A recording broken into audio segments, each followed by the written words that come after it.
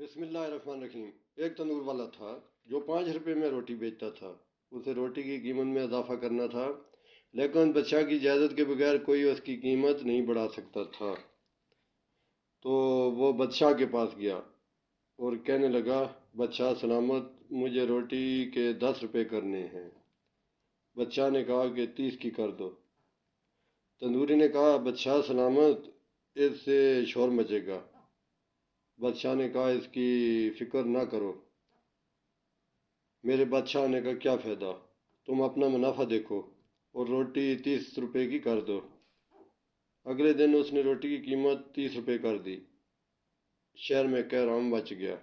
لوگ بادشاہ کے پاس پہنچے اور شکایت کی کہ تندور والا ظلم کر رہا ہے، تو 30 روپے کی روٹی بیچ رہا ہے۔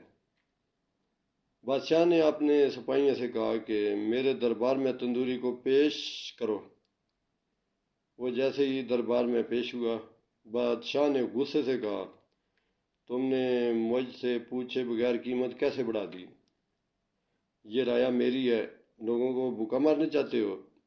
بادشاہ نے تندوری کو حکم دیا کہ تم کل سے آدھی قیمت پر روٹی بیچو گے، ورنہ تمہارا سر قلم کر دیا جائے گا۔ بادشاہ کا حکم سن کر عوام نے اونچی آواز میں کہا، بادشاہ سلامت زندہ باد۔ اگلے دن سے 30 کے بجائے روٹی 15 میں بکنے لگی۔